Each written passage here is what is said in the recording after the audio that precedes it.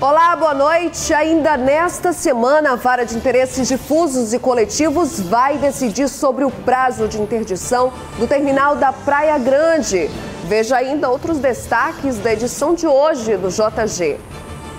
Preso parte de um grupo suspeito de homicídios e roubos contra comércios e residências na área Itaquibacanga, em São Luís. Conselho Nacional de Direitos Humanos, Defensoria Pública e Pastoral da Terra verificam a situação de comunidades tradicionais que denunciam a violação de direitos humanos no Maranhão.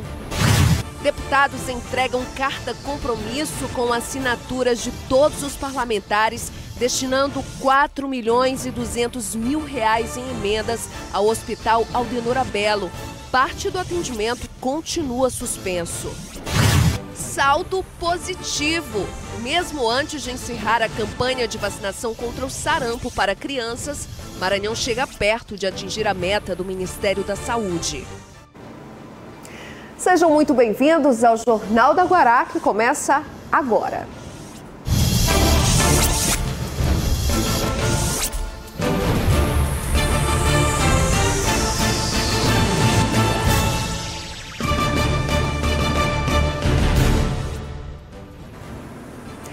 Gente, novidades sobre a interdição do terminal da Praia Grande em São Luís. A Vara de Interesses Difusos e Coletivos pode alterar o prazo de interdição do terminal de ônibus.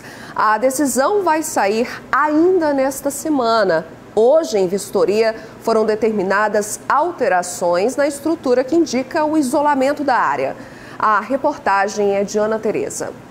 Na tarde desta quarta-feira, o juiz titular da Vara de Interesses Difusos e Coletivos, Dr. Douglas Martins de Mello, esteve no terminal da Praia Grande e acompanhado de um perito judicial. Bom, o juiz constatou e solicitou também para que seja colocada barreiras de contenção nas duas plataformas interditadas e contou um pouco mais como foi essa visita. Essa interdição feita pela Defesa Civil, as áreas que estão interditadas, está correto. Que realmente precisa manter interditado, realmente há risco e é necessário que, segundo o ponto de vista do perito, né, ele recomenda que o judiciário mantenha essa interdição que foi feita.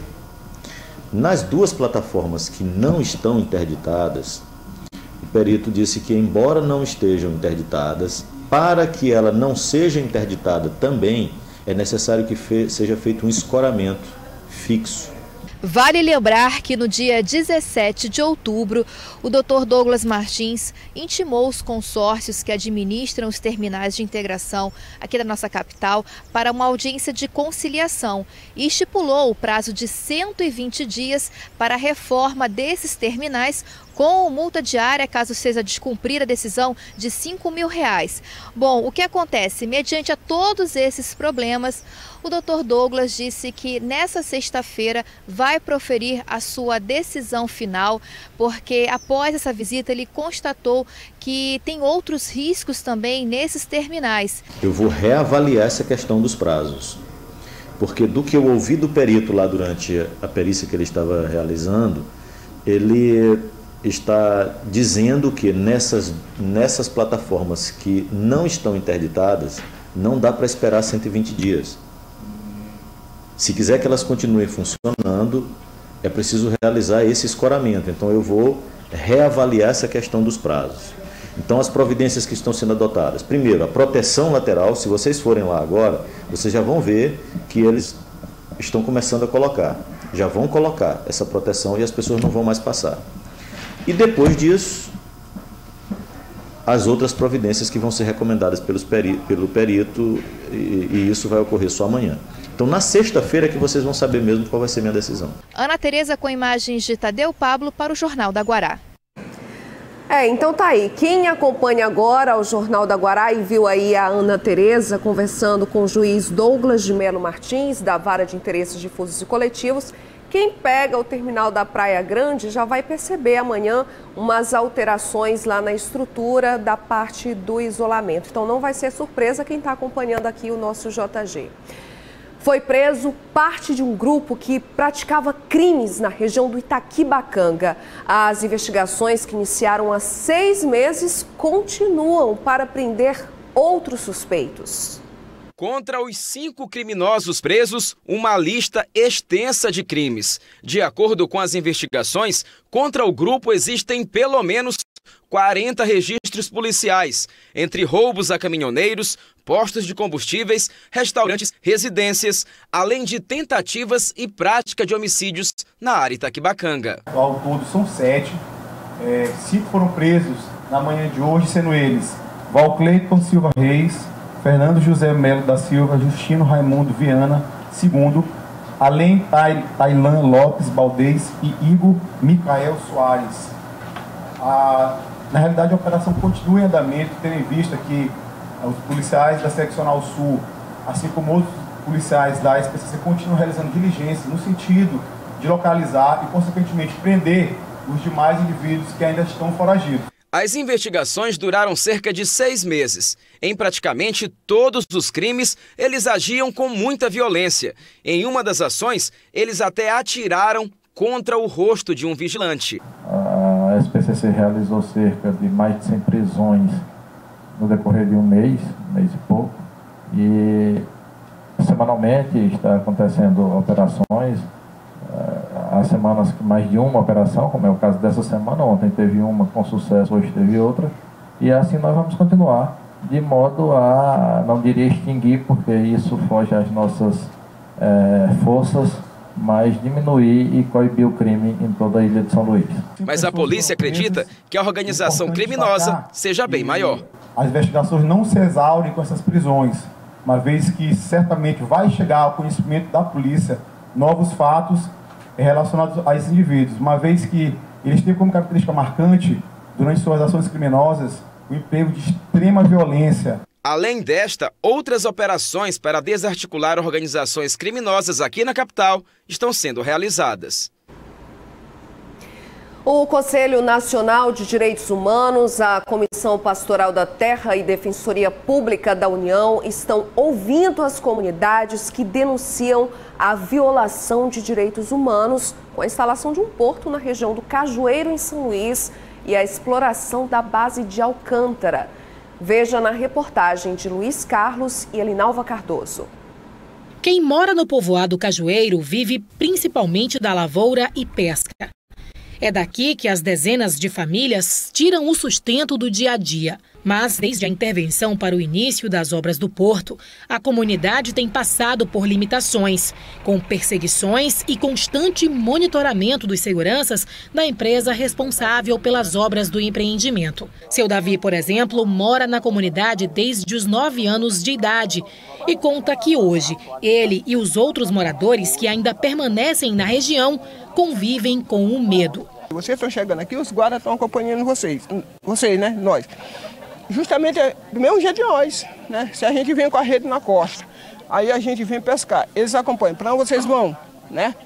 O que vocês vão fazer? Tá vendo que a gente está com a rede na costa e estão procurando para onde a gente vai. Desde o começo da semana, representantes do Conselho Nacional de Direitos Humanos, Comissão Pastoral da Terra e Defensoria Pública da União estão visitando o povoado Cajueiro e o município de Alcântara para verificar denúncias sobre violações sofridas ao modo de vida dos moradores dessas comunidades tradicionais que foram atingidas pela expansão do centro de lançamento de Alcântara e a construção do porto na capital maranhense para atender o agronegócio. Aqui nós estamos no momento de receber a visita, a missão urgente do Conselho Nacional de Direitos Humanos, que está muito preocupado com essa situação aqui, do impacto nessa comunidade tradicional aqui do Cajueiro e o papel do governo do estado nesse empreendimento, né? Após a missão, que incluiu uma visita à comunidade quilombola de Alcântara e aqui no povoado Cajueiro, em São Luís, vai ser elaborado um relatório que vai ser apresentado ao Conselho Nacional de Direitos Humanos, que vai decidir quais as medidas vão ser tomadas para solucionar os problemas nessas duas comunidades. Nós produziremos um relatório. Esse relatório será analisado e votado pelo plenário do Conselho, possivelmente na reunião que o Conselho terá em novembro, possivelmente em novembro. e o Conselho vai definir quais serão as melhores medidas em função daquilo que for demandado pelas comunidades e também de constar do nosso relatório. Para esta quinta-feira, está prevista uma audiência pública com representantes do governo do Maranhão, moradores, membros do CNDH, Comissão Pastoral da Terra e Defensoria Pública da União para debater os dois assuntos. Aqui no caso específico de Cajueiro, houve uma primeira reintegração, muito conhecida por todos, muito divulgada inclusive pela imprensa, mas há uma série de procedimentos ainda a ser adotados, tanto na avaliação da conduta do governo do Estado durante o processo de reintegração de posse, quanto em vários outros elementos de proteção às comunidades que aqui vivem, né, que merecem esse tipo de atenção. E logo mais no JG, o assunto é a campanha de vacinação contra o sarampo. Eu volto já.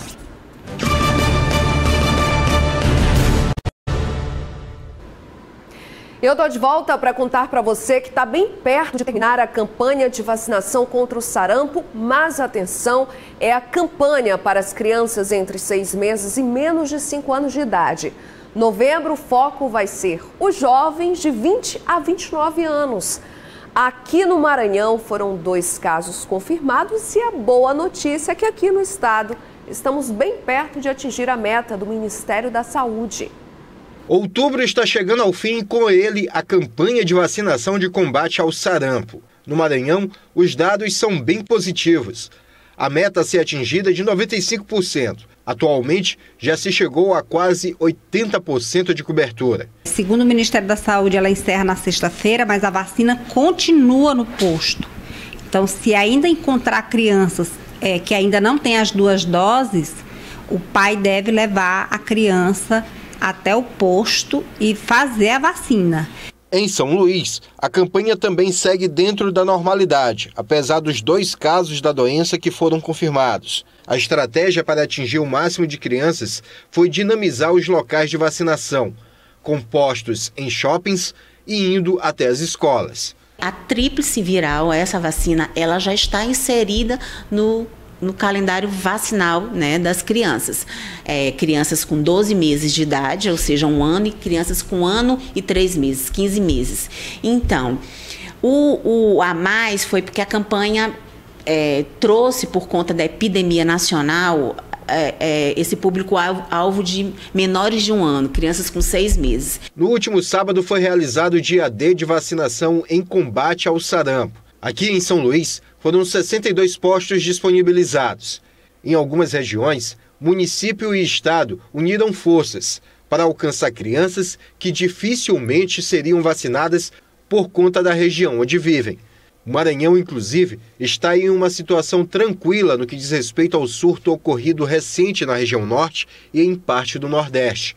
E ao contrário do que se pensa, o vírus que veio para o estado não é por causa dos venezuelanos que cruzaram as fronteiras. Ele chegou aqui por pessoas que vieram da região sudeste, principalmente São Paulo, e que tiveram passagem pela Europa. Realmente os venezuelanos, eles estão chegando, eles chegam aí a qualquer momento, mas assim, o município ele está tendo esse cuidado de estar vacinando essas pessoas. É claro que a gente não consegue vacinar todos, mas assim, a gente chama até, é um alerta aqui, quem vai chegando aí até procurar o posto para ver a situação vacinal.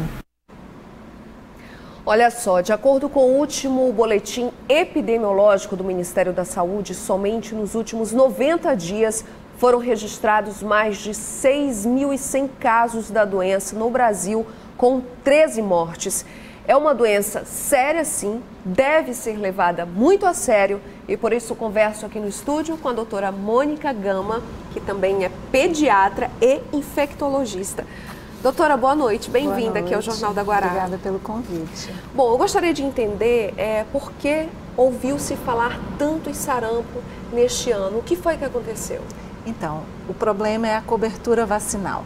A gente tem aí historicamente deixado para trás de discutir a importância da vacinação. Nós temos um dos programas mais bem estruturados de vacinação do mundo, mas, no entanto, a população vai desconhecendo cada vez mais as doenças e achando que está imune, que está livre dessas doenças. E o sarampo é uma delas. A gente já estava com o selo de eliminação do sarampo, mas por conta dessas fronteiras que são apenas virtuais, a gente acabou sofrendo o impacto dos outros países que não têm um programa tão eficaz de vacinação. Doutora, eu gostaria que a senhora falasse para as pessoas de casa como é que fica essa situação de algumas correntes aí familiares que são totalmente contrárias à vacina. Muito cuidado, porque vacina protege de doenças que matam. Não só como o sarampo tem um potencial de gravidade, principalmente para crianças menores de 5 anos. A chance de uma criança de menor de 4 anos, menor de 5 anos, evoluir com sarampo, com a doença após a infecção, é de 12 vezes mais do que das outras faixas etárias. Então tem que vacinar, não só sarampo, mas diarreia, pneumonia, meningite. Então essas correntes, elas se baseiam em desconhecimento, porque o conhecimento científico demonstra claramente a importância da vacinação. Como é que se chega a um diagnóstico do sarampo? Como é que a pessoa em casa pode perceber que está infectada? Importante, porque parece às vezes no início como uma gripe, um resfriado mais forte. Então é a febre, a tosse, o nariz escorrendo, mas uma coisa que chama atenção no sarampo é, junto com isso, com a febre, a tosse, a coriza, o nariz escorrendo ou entupido, o olho muito vermelho, aquele olho que lacrimeja muito, que está bem vermelho, às vezes até sem secreção, mas o importante é o vermelho, a luz incomoda muito, que é a fotofobia que a gente chama. Então, esses sinais iniciais de febre, coriza, tosse, hiperemia conjuntival são importantes. Pode aparecer diarreia, podem aparecer algumas manchas na boca, do lado de dentro da boca. 3 a 5 dias depois é que vai surgir aquele exantema, aquelas manchas na pele, manchas avermelhadas, que começam no rosto, principalmente atrás da orelha, e aí é que desce para o tronco e para os membros. Então é importante estar atento a essa evolução também. E qual é a recomendação quando a pessoa percebe isso no seu filho em casa ou nela mesma? Porque a gente sabe que existe um tipo de conhecimento transmitido entre os familiares, de banho, de folha, de não sei o quê. Quais são os riscos de fazer esse banho? E qual a recomendação? A recomendação é procurar imediatamente o posto de saúde ou uma unidade de pronto atendimento por conta desse momento que a gente está vivendo em relação à epidemiologia do sarampo. Então, o sarampo é uma doença de grande contagiosidade. Então, uma pessoa infectada, ela pode infectar 90% das pessoas que estão... Como é que faz essa infecção de outras pessoas? Então, basta falar pertinho, respirar pertinho, tossir ou espirrar, porque é extremamente contagioso o sarampo. Então, o vírus se transmite rapidamente para todo mundo que estiver ao redor que não esteja vacinado. Então, é importante isso também. Então, uma vez identificados esses sintomas, é procurar o posto de saúde ou uma unidade de pronto atendimento por conta do potencial de gravidade, em especial crianças menores de 5 anos.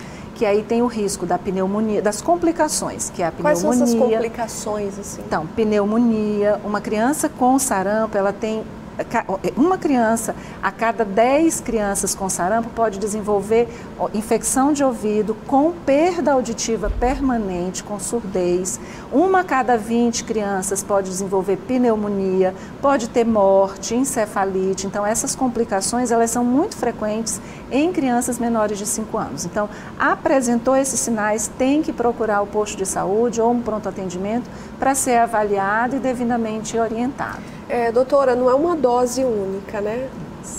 Como é que esse calendário vacinal? Muito bem. Então, as crianças de 6 meses a menores de 4 anos estão agora em campanha, mas é importante que todos lembrem, no calendário vacinal para sarampo, o regular aos 12 meses uma dose e aos 15 meses a segunda dose. Todo mundo tem que ter 2 doses da vacina. ou da tríplice viral ou da tetraviral. Então não adianta começar e não completar o calendário vacinal. Não adianta, não estará. Esse é um grande problema em relação à vacinação. A primeira dose quase 100% faz, aí a segunda, a terceira vai caindo e os reforços não chegam a 60%. Doutora, eu acabei de falar aqui, de noticiar que em novembro a campanha vai ser direcionada aos jovens, até 29 anos.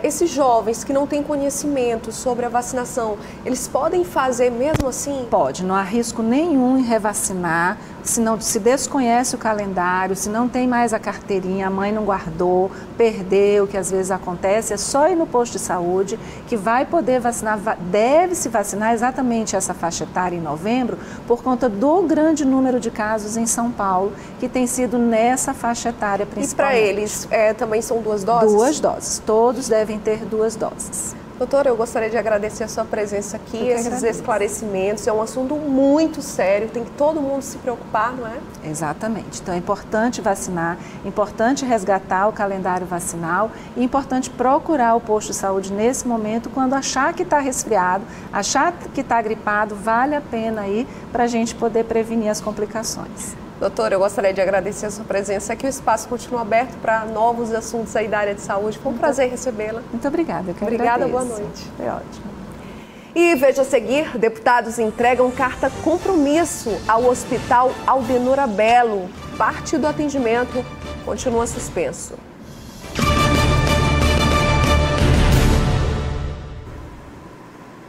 Vamos agora aos destaques na Assembleia Legislativa. Teve sessão hoje. Entre os vários assuntos, o de maior repercussão foi o projeto do deputado Wellington do Curso, que chegou a passar pela Comissão de Constituição e Justiça, mas veio a derrota no plenário. Quem mostra pra gente é a nossa repórter Bel Soares. Um dos temas que repercutiu esta manhã aqui na Assembleia foi a interdição do terminal da Praia Grande, feito pela Defesa Civil. O deputado Duarte Júnior, que atua nessa área do direito do consumidor, usou a tribuna para falar sobre esse tema. É essa uma das soluções que eu trago para essa problemática. Que nós possamos reunir os agentes, o Ministério Público, a Prefeitura de São Luís, o SET, os consumidores, os usuários de transporte público, que possamos reunir esses agentes e, quem sabe, possamos utilizar recursos também da iniciativa privada para a reforma e manutenção desses terminais. Agora, Bianca, um ponto realmente quente na sessão de hoje foi protagonizado pelos deputados Wellington e pelo deputado Rafael Leitor, que é líder do governo aqui na Assembleia. O pano de fundo foi um projeto do deputado Wellington, onde ele pede informações dos custos das viagens oficiais que são pagas pelo governo do estado. O projeto foi aprovado na CCJ, foi aprovado na comissão de mérito, mas quando colocado sob apreciação do plenário, ele não foi aprovado. Um projeto simples, um projeto que solicita a necessidade de apresentação de um relatório de viagem. Todas as viagens do governador tem que ter um relatório. Quanto foi o gasto com a viagem, se levou assessores, então qual o gasto que teve, qual o custo que teve, é dinheiro público. O governador não está indo numa viagem de passeio. Se ele está indo numa viagem oficial, ele tem que demonstrar todos esses gastos por meio de um relatório. E olha, Bianca, eu não consegui conversar com o deputado Rafael Leitor sobre o porquê dessa orientação contrária ao projeto. Infelizmente não foi possível praticar aqui o bom jornalismo de ouvir os dois lados. O fato é que o projeto não foi aprovado pelo plenário, que é soberano nas suas decisões. Bel Soares para o Jornal da Guará. Atritos, conflitos na sessão de hoje, mas para ajudar o Hospital Aldenora Bello, oposição e governistas se uniram e entregaram hoje ao vice-presidente da Fundação, Antônio Dino Tavares, a carta compromisso assinada por todos os 42 deputados com a indicação de emendas no valor de R$100 mil. Cada um, totalizando R$4.200.000 em emendas que, segundo o presidente da Assembleia Legislativa, o deputado Otelino Neto, vai ser disponibilizado em 6 parcelas, levando em conta o orçamento do Estado. Na semana passada, nós aqui do Jornal da Guará conversamos ao vivo no estúdio com o Antônio Dino, que é o vice-presidente da fundação que mantém o Hospital Aldenora Bello. Aqui ele anunciou para a gente o retorno do atendimento de quimioterapia e a esperança, com a disponibilidade desses recursos, que as cirurgias sejam retomadas. Nós estamos com o serviço de SPA paralisado e esperamos em breve voltar a funcionar, mas por enquanto, por virtude das dificuldades enfrentadas, a gente vai continuar com ele fechado. Nos preocupou muito a suspensão de alguns serviços, como o SPA, a cirurgia, a questão do controle da dor. E quando nós percebemos, nós chamamos o secretário de Saúde, o vice-presidente da Fundação, Antônio Dino, para conversar. Também convidamos a procuradora da Saúde para que a população não fosse penalizada. Afinal de contas, apesar de ter o Hospital do Câncer, que é um hospital do Estado, o Aldenora Bello é fundamental para poder atender essas pessoas de São Luís e do interior do Estado que sofrem de câncer. E a partir desta sexta-feira assume interinamente o governo do estado o vice Carlos Brandão, que deve comandar o executivo até terça-feira, quando encerra o compromisso de viagem oficial do governador Flávio Dino ao Vaticano para participar do Sínodo da Amazônia, que reservou um momento específico para os governadores. E mudança também no comando da nação. Davi Alcolumbre, que é presidente do Senado, assumiu hoje à tarde a presidência da República no lugar de Jair Bolsonaro, que cumpre a agenda oficial pela Ásia. Davi Alcolumbre fica no cargo até a próxima sexta-feira. Ele é o terceiro na linha de sucessão. O vice, Hamilton Mourão, viajou ao Peru e o presidente da Câmara Federal, Rodrigo Maia, está ausente do país.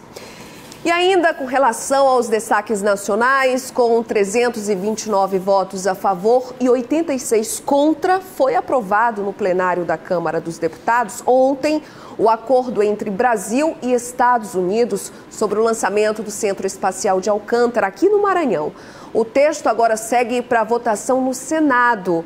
O único deputado maranhense que votou contra o acordo de salvaguarda tecnológica foi Bira do Pindaré. Eu entendo que as condições para votar esta matéria não estão postas, por várias razões, principalmente os acontecimentos mais recentes. Quero lembrar aqui a matéria da Folha de São Paulo, publicada há poucos dias, que encontrou documentos internos do governo que provam que o governo está querendo e planejando expulsar centenas de famílias. Não tenho como votar a favor dessa matéria. Voto contra, senhor presidente, e vou acompanhar o meu partido e toda a oposição que está unida nessa casa. Muito obrigado. E o deputado Bira do Pindaré foi submetido a uma cirurgia em um hospital de Brasília na manhã de hoje para a retirada de um linfoma, que é um tumor benigno que se instalou na região cervical. O deputado pode retornar às atividades na Câmara a partir da próxima semana. E a seguir, uma boa notícia: beneficiários do Bolsa Família vão receber um dinheirinho a mais no final do ano. Mas antes, confira a tábua de marés para quinta-feira, amanhã.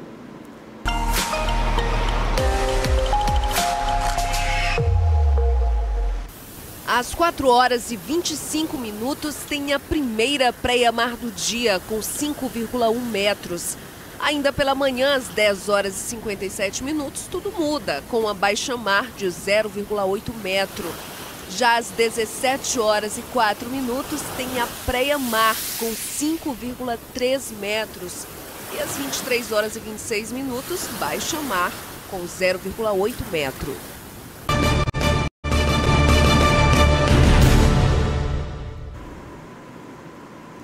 Cheio de dúvidas e especulações, o chamado 13º salário do Bolsa Família é, na verdade, um abono que vai ser liberado neste ano.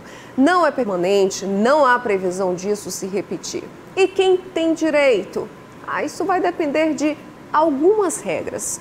Aqui no Maranhão, mais de 30 mil famílias deixaram de receber o benefício. Nas palavras do presidente da República, o governo federal vai pagar um 13º salário aos beneficiários do Bolsa Família. Na prática, o dinheiro é um abono natalino, segundo a secretária adjunta de Desenvolvimento Social do Maranhão. Basta comparar. O 13º é um benefício que é repassado proporcionalmente ao valor pago todo mês. E não é isso que acontece com o que será pago. Trata-se de um valor cheio e que só está previsto para este ano. Não é um 13º, é um abono natalino, resultado de uma medida provisória do governo federal que vai ser pago para as famílias que receberem Bolsa Família no mês de dezembro. As famílias que receberem o seu benefício Bolsa em dezembro, elas terão um abono natalino a mais. A previsão de gastos com esse abono é de 2,5 bilhões de reais, a serem distribuídos aos mais de 13 milhões de beneficiários do programa. Segundo este economista, o montante, de alguma forma, deve movimentar a economia nacional. Ele tem um papel bastante importante por causa da sua capilaridade, né? Ele vai muito para as famílias mais necessitadas, no interior, também na região metropolitana, e a gente sabe que esse dinheiro é totalmente gasto em bens de consumo, em serviços, e ele tem uma capacidade de movimentar a economia. Mas é importante verificar que o número de famílias beneficiárias diminuiu. Devido a revisões e análises cadastrais, muita gente tem perdido o benefício. Comparando agora a posição de setembro de 2019 com de dezembro de 2018, a gente percebe que no Maranhão houve uma redução de 30 mil famílias beneficiárias, de cerca de 980 mil famílias caiu para 950 mil, 160 mil no Nordeste e mais de 350 mil no Brasil. Com certeza tem famílias que possam ter recebido em outubro de 2019 que tenham seus benefícios suspensos em dezembro de 2019. Estando suspenso, ela não recebe o abono. Olha agora esse levantamento da Secretaria de Fazenda. Nos últimos 4 anos, o Estado deixou de arrecadar milhões de reais em impostos em transações ilegais de empresas de outros estados que deixaram de declarar compras. Resultado disso, na tentativa de recuperar os valores, 136 empresas foram autuadas pelo Estado. Sobre quase tudo o que se vende ou compra é cobrado o Imposto sobre Circulação de Mercadorias e Prestação de Serviços, o famoso ICMS. Basicamente, o imposto inclui produtos dos mais variados segmentos, como eletrodomésticos, alimentos, cosméticos e sobre serviços de transporte interestadual e intermunicipal e de comunicação. Os serviços de transporte entre municípios ou estados brasileiros e também a importação de mercadorias está entre as mais importantes operações do ICMS.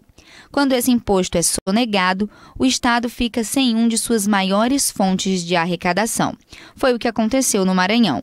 Cerca de 136 empresas situadas em outros estados foram autuadas pela Secretaria de Fazenda por realizarem vendas de mercadorias destinadas a revendedores maranhenses que se recusaram ou declararam que desconheciam a compra e não comprovaram o retorno da mercadoria ao estado remetente. O período apurado foi de janeiro de 2015 a junho de 2019. O total de vendas canceladas sem comprovação do retorno chegou a 90 milhões de reais. E o total de imposto não pago, segundo o relatório da Secretaria de Fazenda, chega a 9 milhões de reais. Para recuperar os valores, a Cefaz emitiu autos de infração reclamando os valores devidos. O imposto foi acrescido das multas por infração fiscal e teve demais acréscimos moratórios.